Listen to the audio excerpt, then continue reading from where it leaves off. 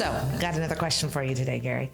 Okay. If you were a business assassinator, you were there to kill the business, you were there to Do I get destroy paid it. to do that? Because that would be fun. I mean, maybe I'm not. just kidding. But what's I the would. first thing you would do? So I actually been asked that question once before. My brother-in-law Wayne called me in his office years ago, and he was like, "Hey Gary, if you weren't a business coach, if you were a business assassinator of a business, you were going in to actually destroy it, what is some of the things that you would do?" And he's like, "Give me 10 things." And I think he was writing something, but I thought about it, and I don't think you need 10 to kill a business. I think the one and only thing that can absolutely shut a business down is communication. And when you stop the left hand from knowing what the right hand's doing in a business, you could ultimately shut the business down pretty quickly. My dad used to be in the military 21 years, and he said, "Gary, whenever we go into battle, our objective is to take out the lines of communication. You take out the lines of communication, you can control the supply line, you can control the, things like that, and ultimately cause, a war to be over before it ever starts, just by killing the lines of communication."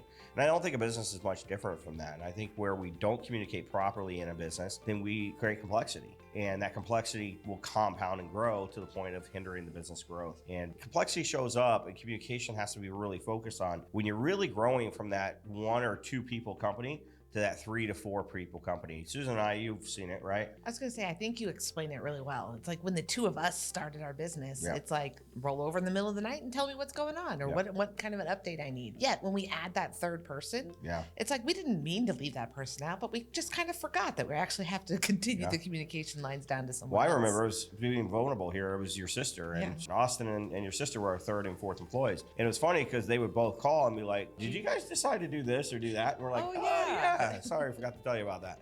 And Beth, I was in charge of finances at the time, and she's like, "Did you spend money on this and this?" Like, I didn't know about it. And Austin was like, "Hey, I thought you guys were going to include me on conversations and decision making." And we're like, "Yeah, just not really used to doing that with you." So complexity definitely shows up. And I did slow the growth, and I think it was important. Implementing meeting structures in your organization protect against that. And so whether it's a tactical meeting, it's a daily meeting that helps protect the communication in the process, or it's an organizational meeting that helps protect the organization and performance, or it's strategy, right? Like you're shifting gears, you're changing the vision, then you have to communicate that as well. But then the last one, probably the most important one, is that culture meeting.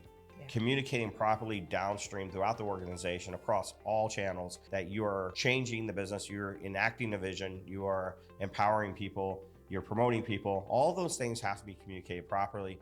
So I do think communication is probably the key to thriving in business. I also think it's the easiest way to destroy a business. I find it funny. I think sometimes entrepreneurs, those visionaries or the people in charge often feel like, well, it's going to slow me down to have to further explain this to someone else. Yet in reality, if they don't explain that to someone else, it ends up costing them way much more time because now they have to either go redo it themselves. They have to then delegate what it is they're trying to get accomplished and convince someone else that, hey, this is really important. I want this done. So if we don't communicate up front what it is we're wanting or looking to do, it really does actually slow down your growth versus speeding it up when you properly communicate. I think one of the things too is, as a visionary of an organization, when I find myself not wanting to communicate to somebody, it's a pretty good indication there's not a good, healthy relationship there. Yeah.